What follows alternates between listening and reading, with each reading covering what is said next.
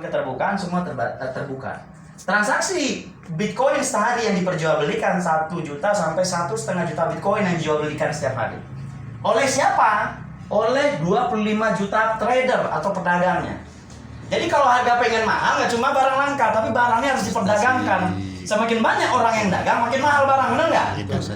Nah, jadi nanti kita kasih tahu kenapa mahal harganya. Karena banyaknya trader. Kemudian dari blok interval ini segi teknologi. Kalau udah bicara ini mau panjang 24 jam ngobrol sama saya nanti saya jelasin. Nggak mungkin dijelasin sekarang. Intinya teknologi Goldcoin lebih kencang daripada teknologi Bitcoin. 5 kali lipat lebih kencang dari segi transaksi. Saya transfer ke abang misalkan 2 detik langsung masuk. 2 detik saja. Kalau Bitcoin bisa dicoba. Paling itu 10 detikan, bahkan ada yang 1 menit, bahkan ada yang 1 jam. Tergantung. 2 hari, 3 hari. Nah, bahkan ada yang 2 hari, 3 hari baru masuk. Tergantung exchangernya juga kadang. Kalau ini 2 detik langsung masuk, Pak. Jadi beli barang, dapat koin. Paham ya? Paham sampai di sini Bapak Ibu? Karena kita harus punya pemahaman yang sama nih. Ini asetnya digital. Namanya Goldcoin, ada Bitcoin. Dia digital, nggak kelihatan barangnya. Tapi dia punya harga karena dia aset digital yang sudah diakui dunia. Paham ya? Nah, saya lanjut aja karena nggak usah terlalu berpanjang-panjang di sini. Nah, sekarang saya tanya. Lalu gimana caranya menaikkan harga Goldcoin ini yang harganya sekarang 100 perak ke harga 15 juta dalam waktu 3 tahun? Ada yang tahu caranya? Belum. Gimana caranya? Nambang paling. Nambang nggak akan naikkan harga, Bos. Oh, enggak ya? Nggak akan naikkan harga. Sekarang Goldcoin pun tetap nambang tapi harga nggak naik-naik juga. Diperdagangkan. Diperdagangkan, bisa jadi betul. Ada lagi yang lain? Trading. Betul, ditradingkan, diperjualbelikan. Betul. Jadi bisa nggak Pak? Goldcoin ini harganya besok 15 juta, bisa. Gimana caranya? Kasih saya 1 juta orang yang pengen jual beliin. Orang yang pengen beli dan pengen jual. Misalkan nih, sekarang Mas beli 100 perak. Nggak mungkin dong Mas mau jual lagi 100 perak ke orang. Nggak mau. Minimal 20 perak lah untung. Dijual ke Bapak 120 perak. Untung 20 perak ya. Betul. Bapak juga begitu. Nggak mau pasti jual 120. Pengen 140. Terus saja ke orang 1 juta. Maka harganya langsung 20 juta. Itulah kenapa Bitcoin harganya 270 juta. Penambangnya berapa? Peredarnya berapa? 25 juta seluruh dunia. 10 perak aja Pak mereka ambil untung. 10 perak ya, sekali transaksi 10 perak. Itu udah 250 juta rupiah harganya. Apalagi 20 perak mereka ambil untung satu trader. Satu trader ngambil untung 20 perak. Udah 500 juta harga Bitcoin hari ini. Paham? Jadi yang membuat dia mahal bukanlah ditambang atau bahan terbatas, tapi diperdagangkan, itu yang membuat dia mahal. Jadi Bapak Ibu join nanti di sini, semua akan saya ajarkan jadi penambangnya, jadi tradernya, jadi penjual dan pembelinya. Jadi nggak cuma sekedar beli, tapi bisa menjualnya. Dan kami pun langsung siap beli, karena cuma 2 detik langsung masuk duit cash and carry. Jadi nanti kalau harga Goldcoin nanti ya Pak, ya kita lihat 3 tahun ke depan, sudah $1.000 per koin, langsung datang ke saya langsung beli. $1.000 kan 15 juta, cash and carry ya, kasih 1 ke saya 15 juta saya transfer. Kenapa? Kita langsung siap jadi penampung utama. Kenapa? Karena perusahaan kita sekarang sudah punya 2 juta koin. Dan kita akan create market. Bagaimana dari 2 juta koin ini harga market global bisa melambung tinggi, $1.000 dalam waktu 3 tahun. Paham Bapak Ibu sejauh ini? Nanti kita akan diskusi tanya jawab kenapa-kenapanya. Ya, saya lanjut lagi.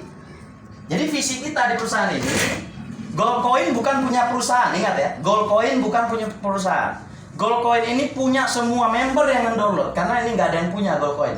Kalau masih ada yang punya, berarti masih bisa diatur.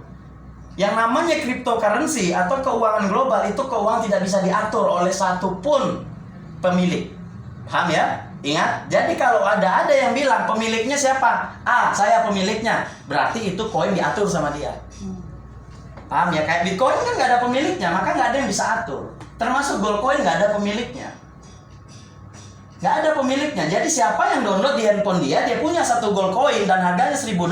Dia menyepakati harga $1.000 itu untuk harga di pasaran, contoh begitu. Dialah pemiliknya. Benar nggak?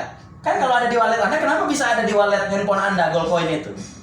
Berarti kan Anda pernah beli, benar nggak? Kalau Anda beli kan Anda yang punya. Sampai kapanpun itu 10 tahun ke depan, 20 tahun ke depan tetap Anda yang punya. Nggak ada yang bisa kendalikan. Itulah namanya decentralized economy. Nggak ada satupun lembaga keuangan di dunia yang bisa mengendalikan. Kayak Bitcoin itulah. Kalau bank, kita transfer uang ke bank, itu kan bank, lembaga pengendalinya itu bank. Kalau teknologi blockchain, cryptocurrency ini open ledger, akuntansi terbuka. Saya transfer ke ibu, bapak tahu apa yang saya transfer ke ibu. Iya. Bapak transfer ke bapak, seluruh ruangan ini tahu, gitu loh. History. Historinya ada, walaupun memang tidak disebutkan namanya, tapi ada histori transaksinya ada.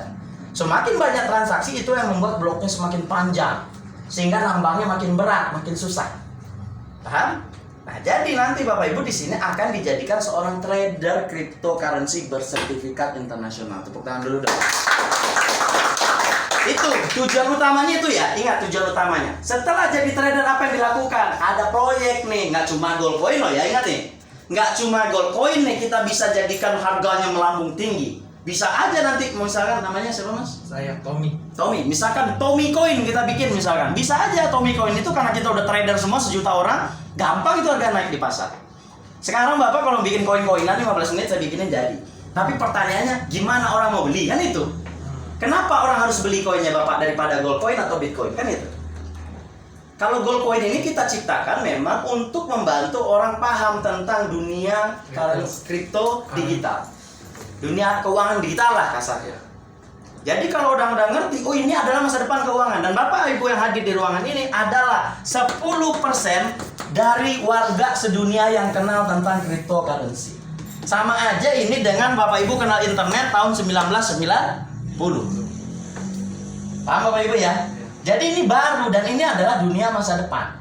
Ini adalah dunia masa depan. Nah sekarang kita bicara gimana naikin tadi harganya 1 juta. Saya next saja nih. Ini nanti.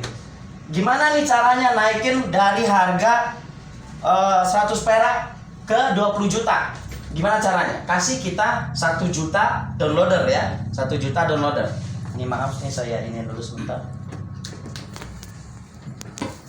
Ini ada ininya. Bagaimana cara mendapatkan 1 juta orang? Bapak Ibu ada yang tahu cara mendapatkan 1 juta orang? Promosi, betul. Apalagi caranya? Memberikan informasi. Memberikan informasi, apalagi? Yang lain? Edukasi seperti ini ya. Iya. Presentasi seperti ini. Sekarang anggap kita punya modal 50 miliar rupiah. Sama-sama punya modal 50 miliar rupiah, betul nggak? Kalau 50 miliar rupiah, ya, sekarang Bapak Ibu kalau mau iklan secara konvensional, iklannya di mana? Di TV, YouTube. di sosmed ya, YouTube, Instagram, semuanya lah Bapak Ibu ngiklan, mana nggak? Kenapa? Supaya orang tahu, bener nggak? Supaya orang tadi kita bicara konvensional dulu nih, konvensional. Secara ya perusahaan-perusahaan besar itu main lah. Kemudian product knowledge dengan iklan-iklan itu kira-kira orang ngerti nggak tentang gold coin ini? Belum tentu. Belum tentu, cuma 2% Bapak Ibu. Kenapa? Orang cuma iklan, gambar, video, ayo download gold coin, ayo download, kan itu doang. Lalu apa benefit saya download? Apa benefit saya beli ini aset? Kan gitu. Paling 2% yang tahu. Kemudian duplikasinya itu cuma 0,1%. 0,1%. Karena nggak mungkin Bang Tommy nih tahu tentang gold coin via iklan dari RCTI. Nggak mungkin dia ngasih tahu temannya, apa untungnya juga buat dia? Benar nggak? Nggak ada untungnya. Kemudian dari segi downloader, kalau dapatnya itu kalau dengan kondisi begini cuma sekitar 50.000 downloader. Kenapa datangnya 50.000 Pak? Ini nanti analisa marketing panjang lagi nih ngebahasnya gitu loh. Dengan duit 20 miliar, iklan di TV, barangnya gold coin nih. Barangnya gold coin nih. Diiklanin di TV, produk knowledge-nya cuma 2%, duplikasi 0,1 akan dapat downloader aplikasi kita tuh 50.000. Duit 50 miliar nih.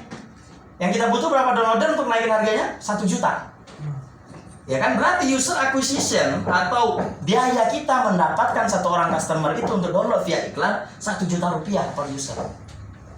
Kita ngiklan nih, Bapak Ibu lihat iklan kartu kredit, iklan BCA di TV, lalu Bapak Ibu download tuh BCA. Itu nama user acquisition. Baru akuisisi ya, baru download aja itu. Baru ngedownload aja kita udah keluar uang 1 juta satu orang. Paham? Itu namanya user acquisition, belum user activation. Nah, activation itu gimana nih? Bisa dapat, bisa beli. Itu baru activation. Ini baru user acquisition aja. Iklan-iklan itu kan ada parameternya. Berapa user acquisition saya akan dapat dengan saya keluar uang 50 miliar. Saya butuh 1 juta download. Berarti kalau saya dapatnya cuma 50.000, tambah aja nolnya 3 lagi. 50 juta. Iya kan? Jadi kita bisa dapat mungkin 5 triliun saya harus keluar uang untuk dapetin 1 juta. 1 juta orang. Karena kalau 1 juta kali 1 juta berapa? 1 triliun. Betul nggak? 1 juta kali 1 juta jadi 1 triliun, saya harus keluarin uang supaya saya bisa dapat 1 juta downloader. Paham sampai di sini, Pak? Paham. Karena kalau nggak paham fondasi dasarnya ini nggak akan paham nanti yang apa yang kita jelaskan ke depan. Jadi kita tempuh cara kedua.